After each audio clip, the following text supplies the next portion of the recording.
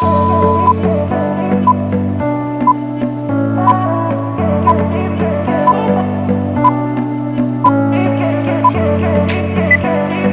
Everyone, good afternoon. Welcome to my new blog. कैसे हैं आप सब? आई होप अच्छे ही होंगे।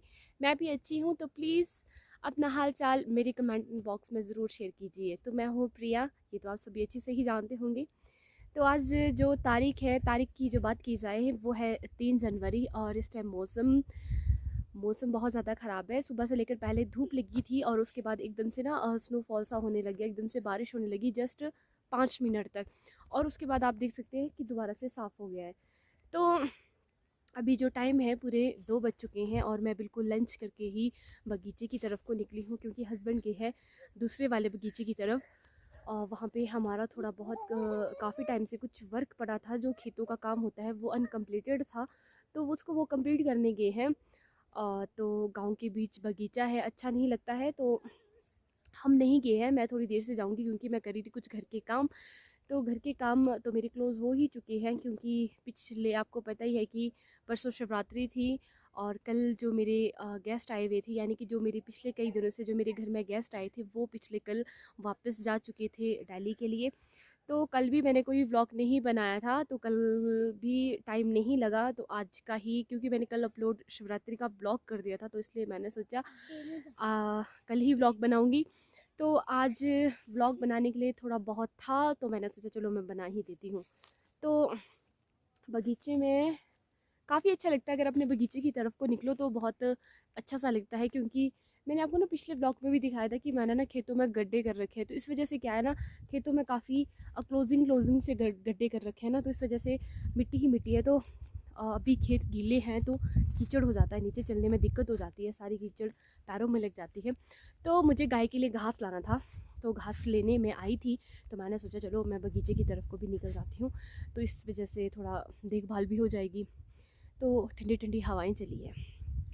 तो मेरे गेस्ट आए थे, वो तो पहुंच चुके वापस दिल्ली। और बहुत बुरा सा लगा कल उनके जाने से भी बहुत ज़्यादा। मम्मी और युविका भी चले गए थे शिमला, क्योंकि गुन्नू के स्कूल है। तो मैं और यशु घर पे हैं। हम जाएंगे संडे को, क्योंकि मंडे को मुझे बच्चों के लिए यूनिफॉर्म भी लेनी है और बहुत सारा इनकी एडमिशन भी करवानी है। युविका की एडमिशन हुई भी है, सिर्फ यशु की एडमिशन लेनी है। यशु पीछे आ रहा है, आ जाओ बेटा फटाफट, जहाँ जहाँ मैं जा रही हूँ पीछे पीछे से आना। तो मौसम भी कह रहे हैं कि स्नोफॉल हो सकता है, हो भी नहीं सकता है, बट कोई भरोसा नहीं है। तो मामा जी और मामी जी और खुशी के जाने से ना कुछ रौनक सी चलेगी, क्योंकि वो लोग ना यहाँ पे इतने दिन से तो काफ़ी मज़ा मस्ती बहुत चल रहा था। तो शिवरात्रि उनके साथ बहुत अच्छी सेलिब्रेट हुई। ये मेरी पहली शिवरात्रि है, मतलब पहली शिवरात्रि रही है जो मैंने बहुत अच्छे सेलिब्रेट किया। वरना हम 4 ही मेंबर होते हैं घर के, 2 बच्चे और 2 हस्बैंड वाइफ और मम्मी, हम 5 लोग ही होते हैं। तो परसों कुछ ज़्यादा थे, मामा मामी जी भी थे। तो उनकी एक बेटी और भी है, वो नहीं आई है क्योंकि उसकी क्लासेस होती हैं ऑनलाइन, वो वहीं पर उन्होंने अपनी सिस्टर के पास रखी थी। तो चलो कोई बात नहीं, जो भी आए, पर बहुत अच्छा लगा। तो अब मैंने उनसे कहा है कि वो हर रोज़ की जो शिवरात्रि है वो हमारे साथ ही सेलिब्रेशन करें। तो चलिए पहले फटाफट मैं टोली जो घास की हमारी होती है,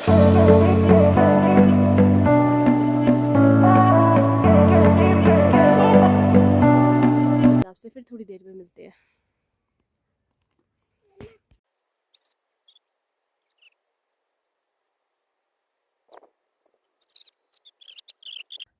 मेरे हस्बैंड बोलते हैं मेरे को कि तू बहुत कामचोर है, और मैं सच में ना, मैं कामचोर नहीं हूँ।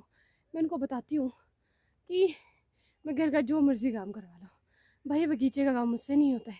कोशिश करती हूँ, हाँ नॉर्मली से काम करवाना है, चूना करवाना है, भाई ये खोदने का काम और ये घास घूस इतना सारा नहीं उठाया जाता है। रस्सी में तो कंफर्टेबल होता है ले जाने के लिए, बट इस तरह से अनकम्फर्टेबल है। ओ माय गॉड, हाँ आप क्या कर रहे हो, मिट्टी के साथ खेल रहे हो? चलिए पहले मैं घास फटाफट से घर ले जाके गाय के पास डालती हूँ, उसके बाद मैं आपसे अच्छी सी लंबी सी सांस लेके फिर आपसे थोड़ी देर से मिलती हूँ। मैंने सिर्फ ढाटू नहीं लगा रखा है, क्योंकि मैंने सोचा मुझे पता है कि मेरी हालत ख़राब हो जाएगी नीचे से आते आते, ढाटू उतारना ही पड़ेगा, इसलिए पहले ही ढाटू उतार के आ गई। चलो बेटू, तो मैं घास घर पे रख के गाय के पास डाल के वापस आ चुकी हूँ, और मैं जा रही हूँ अपने चाचा ससुर के घर।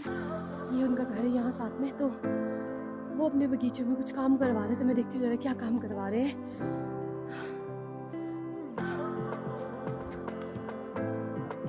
ऐसे बोला आपके खेत में नहीं जाएंगे तो किसके खेत में आएंगे हम?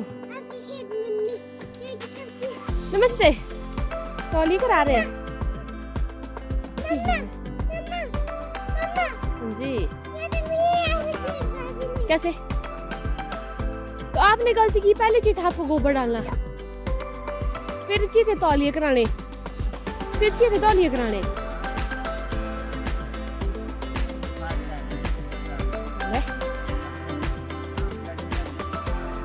कटिंग भी रही है करने को।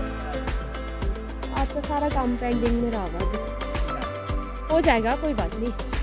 तभी ये किसके आदमी लगाए आपने? अच्छा अच्छा, आ गए उनके पास। अच्छा अच्छा चलो कोई बात नहीं, बढ़िया है।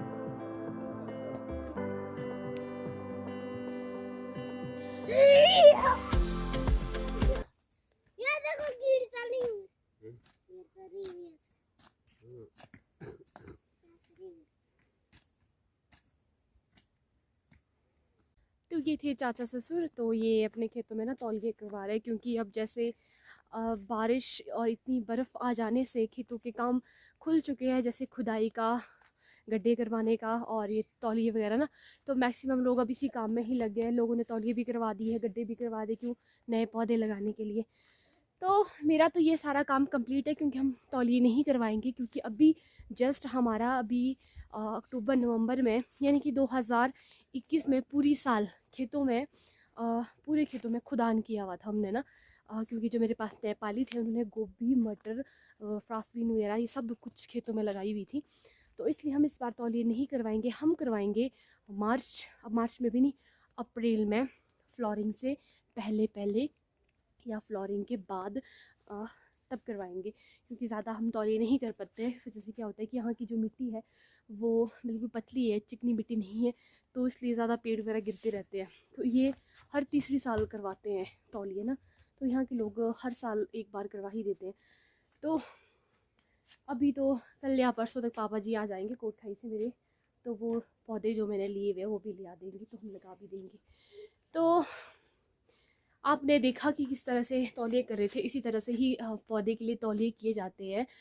तो चलिए अभी तो मैं पहले रेस्ट कर लेती हूँ थोड़ा बहुत, फिर आपसे थोड़ी देर में फिर मिलते हैं।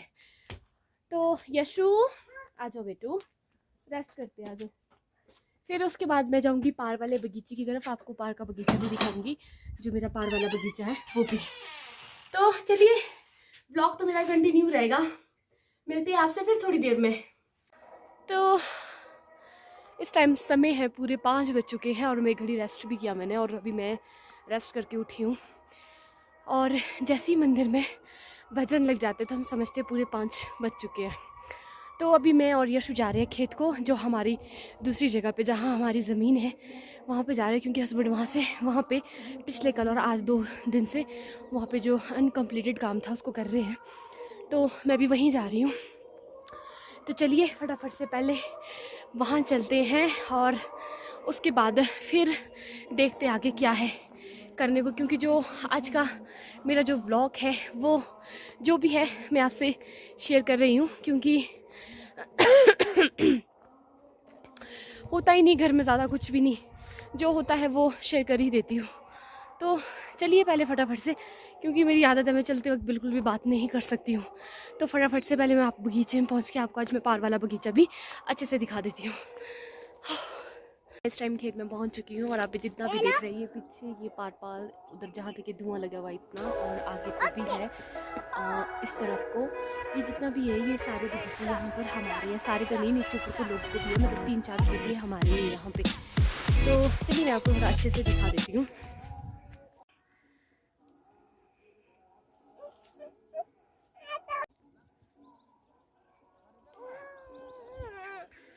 बगीचा है, इसमें क्या है कि इसमें काफ़ी हद तक पुराने पेड़ लगे हुए हैं, नए प्लांटेशन इसमें कुछ भी नहीं है, क्योंकि ये काफ़ी पहले के पेड़ लगाए हुए हैं ना, तो इसलिए हमने अभी इसमें हम ज़्यादा इसकी देखभाल भी नहीं करते हैं, क्योंकि हमारे पास वहाँ पे बहुत ज़्यादा है, ये भी हमारे पास है, बट फिर इतना हो जाता है कि यहाँ पे मतलब है हमारा यही है, ऐसा कुछ नहीं है। बट ये है कि यहाँ पे सच में टाइम नहीं लगता है कुछ भी काम करने का, तो ये यहाँ का काम जो है लास्ट का ही रह जाता है, लास्ट में ही करना पड़ता है। जो हमारा बगीचा घर के पास है वहाँ का हम जल्दी फारिग कर देते हैं, और जो यहाँ का है यहाँ का हम लास्ट में करते हैं। तो चलिए आगे को एक बाग भी है, वो भी मैं आपको अच्छे से दिखाती हूँ वहाँ। और यहाँ पे जितना बगीचा है यहाँ पे कम से कम 100 पेटी सेब की होती है। तो अभी हम इसकी जो धीरे धीरे से हम इसको रिकवर करने वाले, इसमें अच्छे अच्छे नए नए पौधे भी लगाएंगे और सब तरीके से सब कुछ अच्छा करेंगे।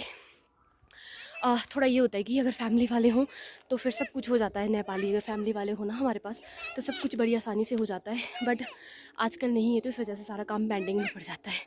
तो चलिए पहले मैं आपको बाग भी दिखा देती हूँ जहाँ पर बहुत सारे बड़े बड़े पेड़ हैं। और जो ये बगीचा है जहाँ पर आपको इस टाइम जली हुई आग नज़र आ रही है, राख, ये जितना भी है ये सारा ये पर्यटक हमारा ही बगीचा है, और इसमें बीच बीच में गड्ढे भी किए हुए, तो इसमें ना बहुत बड़े बड़े पुराने पेड़ और बहुत अच्छे हैं।